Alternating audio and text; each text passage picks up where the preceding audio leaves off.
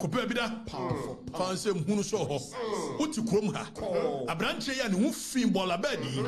edi disante ina temo dia sata mo company man disinti wanti mi anka sadia ka bi nkwase tela wo ye no e ya de bone wo company ma jo mama nti ena de jo mama betina so etu won se di disante ina tem ye free disante ina tem go na wai afani afan pa nkyesa abonte so fo me fanko Odi for what time di matem mini problem. Betimi di what time aye me enye hwe. Ba se ye nwuye ye nyina ye te ase. Amoja eridi ye mofusa ne katamada abodue mu. Se ye te ase. Aye nwuye ye wo se nko a.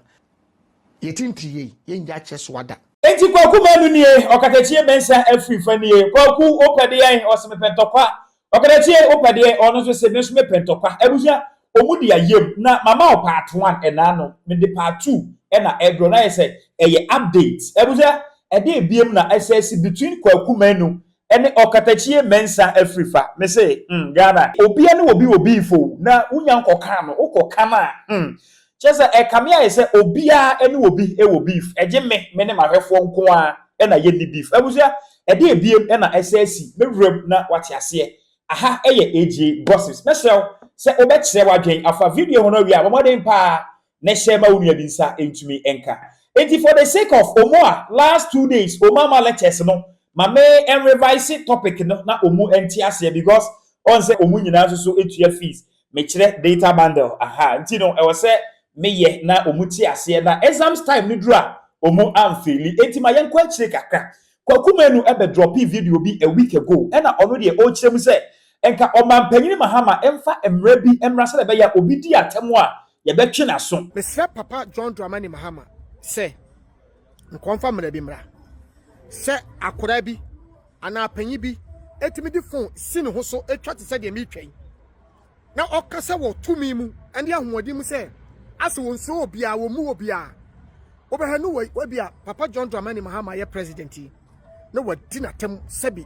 no wotimi kasa wa yekwasea wa yegimi fo no no obehwemu kura so na nipa kro no sebio do ono ane gina ho no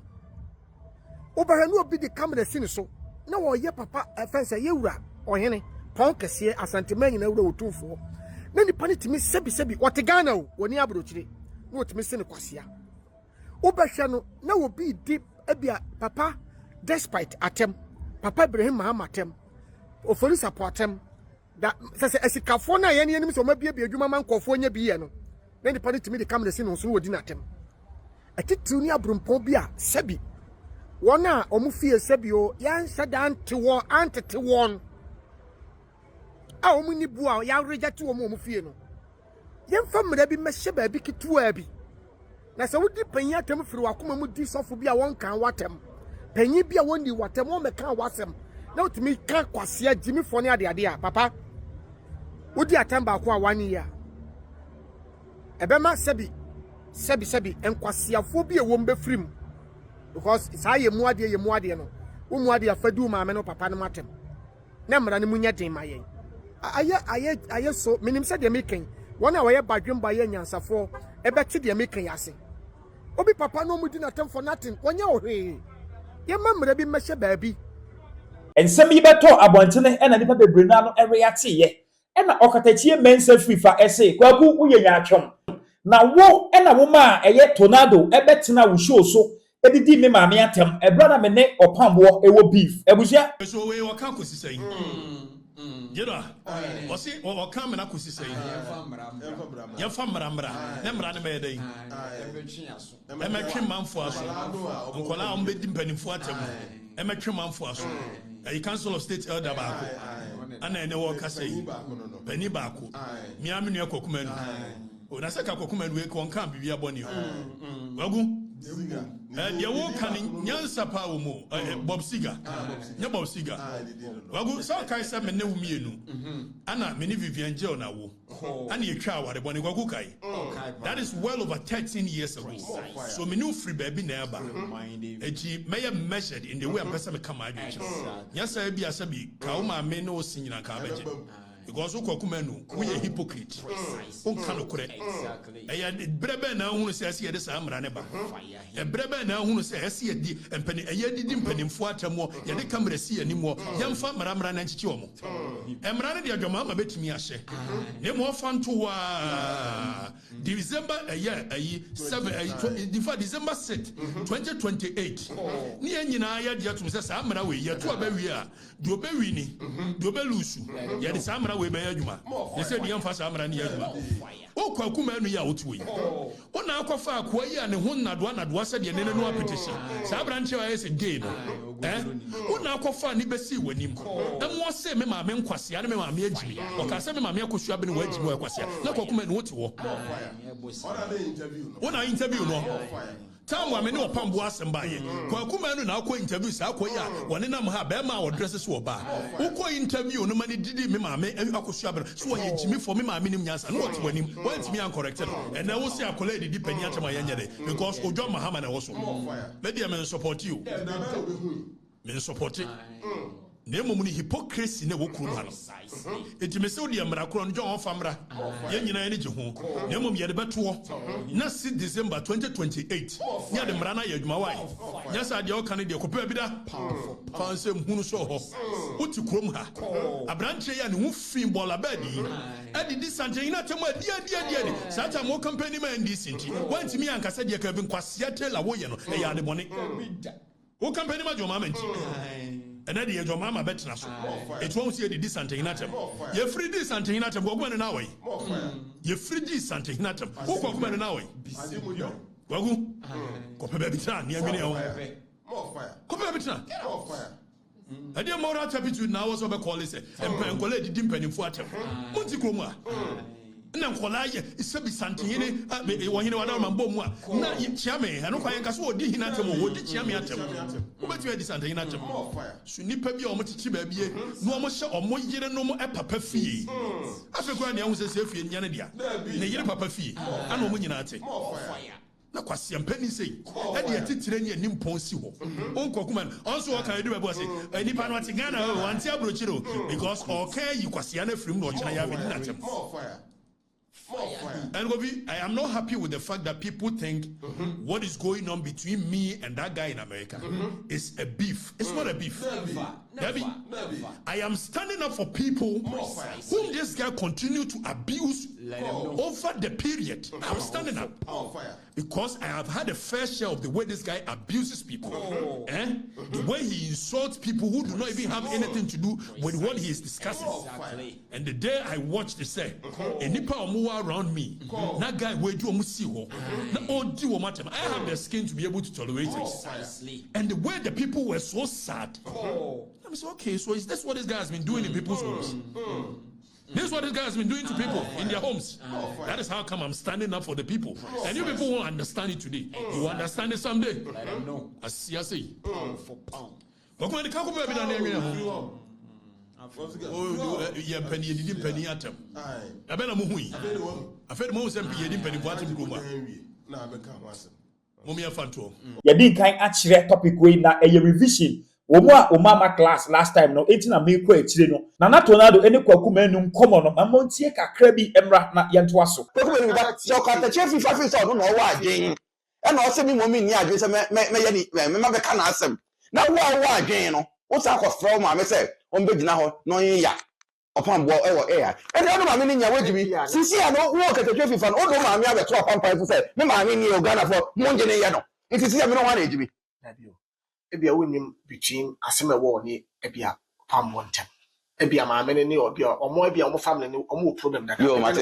mate yemfa ni say omo problem dada obede no kwe tin say twa so wo se be kwa ma be kebi da me dia mempo dia me aponche nya me ye dey be kebi into wo na wo ya nyansanyi no na wo ni so ma me na ne ba ma me ba be kan kwata asem wo ho no wo ma me so nkofu be di na tema na into Kwaku Manu say nda obi di Okatakyie Afrifa ma me atema wa na ye ono na de ma me ba so mo nton no ono ka beto ni ma me say mo njira mo ye no because I don't know many young because we are not Kwasianka. All my begin on the platform for the after the back for and become Kwasianka job about. Okay, then if I mean, we are stupid. What you mean? No. Uti. Mamma, no, I'm the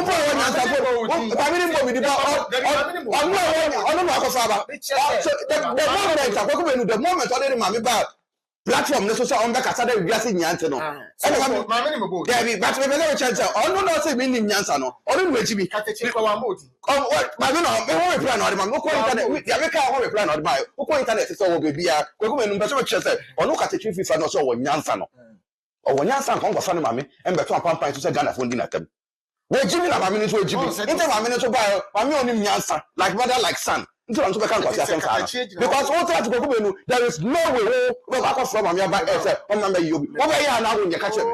e ma chire me sa ka kire o se Kwaku Manu be ye video bi ana ase osu e na ode nsem bi tu bia se wanu ne ho na wo sen ka asem na obekae no odwen ho mienu but wanwen ho mienu e na obekae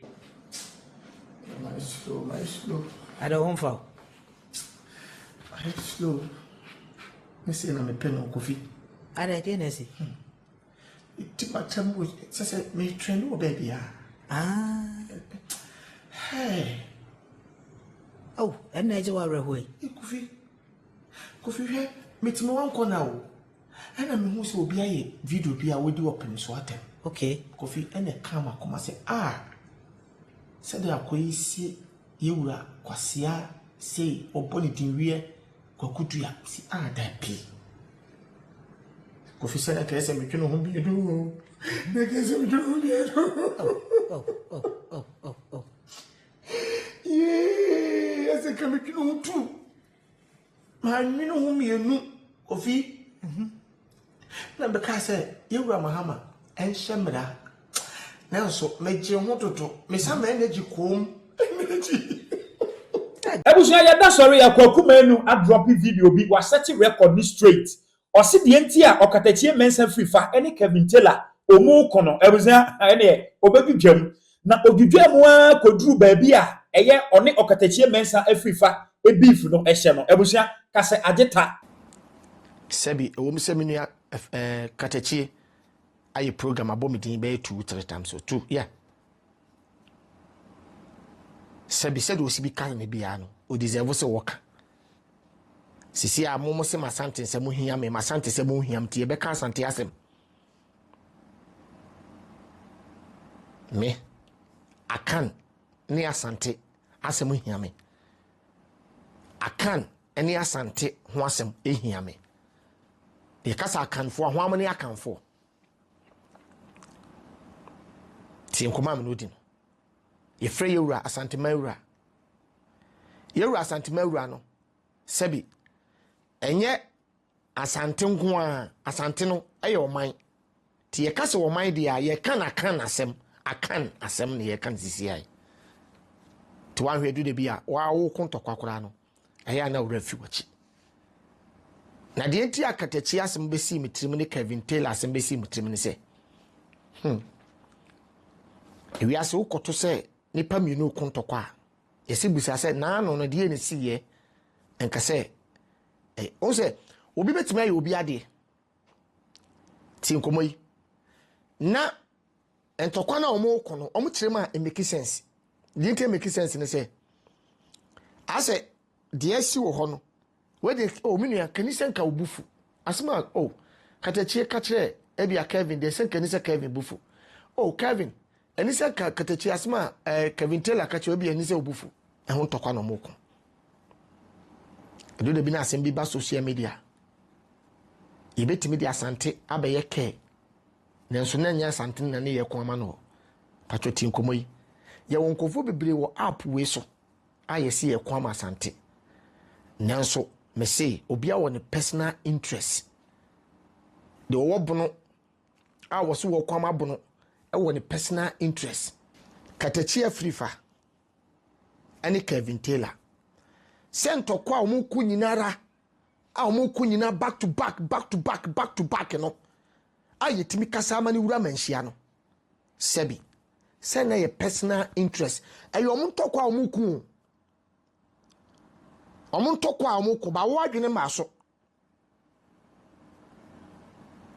tinkomai ayo omu personal interest omuntokwa omuku so mu yakorafo omumienu yakorafo omu friend oba baako yedi no so de ne kwasem Okatakyie ne selection bi aye ano de menua ne ma asem ne ma pɛ de ne selection bia eka Pachutin kuma ya menu diyo me kakatachie ane Frank Taylor atem. Ana ba akwa ye NDC ni. Ana ba akwa ye MPP ni.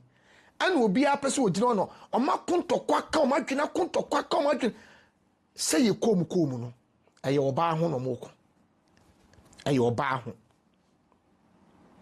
Telu de bia wote da ase abra me ma okora so. Nya abote ne hwe bia ansa. Na wan hwe obeye duom demonstration ye ube kwa kogina wiem amade ache but ube wie ne wo de wo benefit etedu de bi obi tena se planning life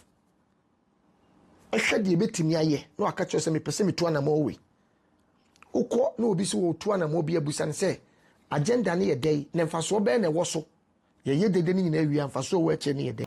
se na Kevin Taylor timinya information bia wode pim Okatakyie Afrifa kutia ade ponchi Okatakyie se Okatakyie de ge ya no hu se se ge ya ma friend ni dai ana ge ya me friend ni se ono so se wo free me nche no oni Kevin Taylor nanam so ni Kevin Taylor nanam okay that's a Kevin Taylor aye ne kura oba ho no mo kuntoko enya asante ni NDC ni MPP ntoko no mo ko ma personal fight.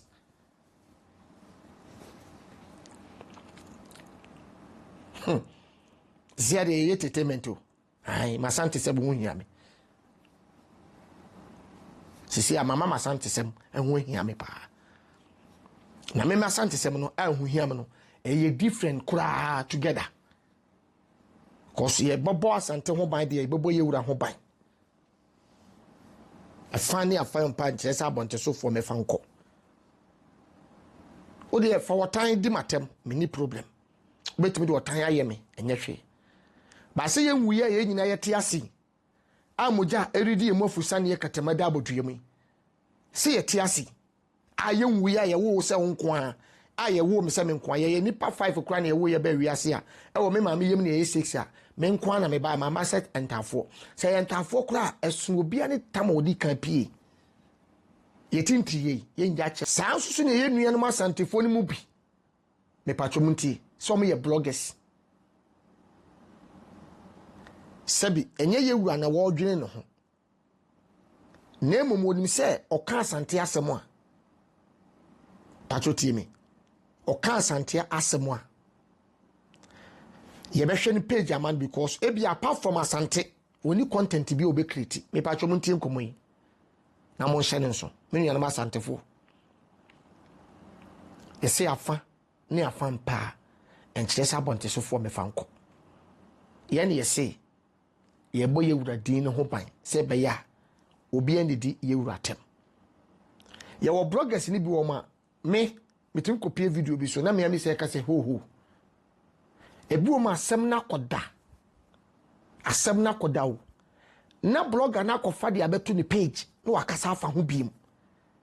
na asade ntokwa na saje gum na ye ba so na ntokwa ne ye ko a sa nipa na wo ye blogger na okofa baaye no yenim ni maame ene yenim ni papa Kwaku Manu dropping video ewie ye abusua any 5 minutes ena yehu se Okatakyie Afrifa dropping post bi na em se ne boy ba ko na ya no ye precisely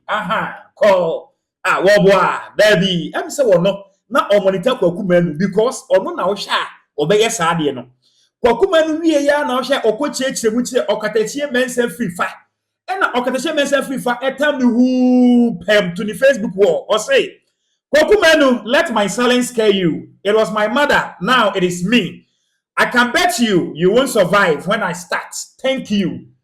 Kaneno na ayame mame, umana na tornado come and bedidi me mame atem. Enti this time round ene de ayame ankasa, me ohempon ankasa. Me nana Kwame Afrifa mensa, nana koteketwa ayame ati. Se wa me din amaye no ammo hu na se wo koso apusunu no mu a wo bete ne kankan. Ebusua and so why and I call for the record page na oko drop video bi na video no or the caption bi eto soro ansa na video no eba na ebuza me say enipa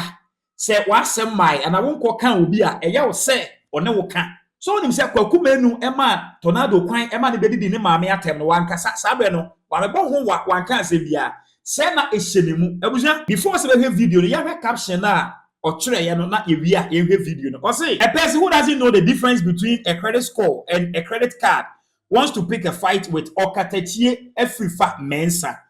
Continue. As we do this, we will give you time to repent until we see that you are refusing to think. Now,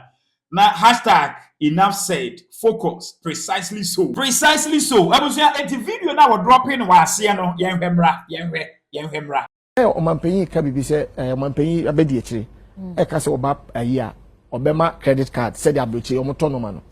But adwuma hu hia sen credit card because hu nya adwuma hu timinya credit card. Ye make se muda ho dia. Obi a wo ye adwuma bia na yetimi de credit card ma no. Ko hu nya adwuma abroche hu nya adwuma hu de credit card coin. Ye hwe bank kura be ma credit card no wo se sika kakra da account mu.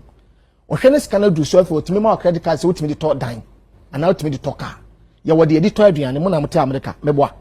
Eti ehwe be bia wo level sika sem wa na ye ma wo credit card. But Ghana wo ma nya adwuma e do so Ajita me yesho se Kwaku Manu so e be reply because sabre no o se o ma na santesem e ho ahia no ti asantesem no ehia no na ne wo bia won nanim e be ya fom bia so no o be wa be yia no abusia me se yetu omufuo ye ne omu kasa ye ne omu di nkomo yetu omufo on se Kwaku Manu nyame adom movie industry ninti no me ne ye free me na ye frame director AJ no se bia wate AJ wo movie industry ni mo director bi di AJ ni ade a unim ene na meka eye me ya AJGHTV CEO me amini ti me ne Kwaku Manu eye free pa ena nana Okatakyie Mensa Afrifa so no nyame adom me ne ye free me no mu di nkomo se mo ma asomdwe mra but o ka omu fi wanim ne de o meka se yate u free wa na ntokwa enti abuja se ye ka no mu fi dia ene ye na che se e wo se de betena ha na ye gidwam na obi anso esua bi e de efrim abuja ye bekoso e de akire me say ye bekoso e de akire class say after me ye bekoso e de akire anko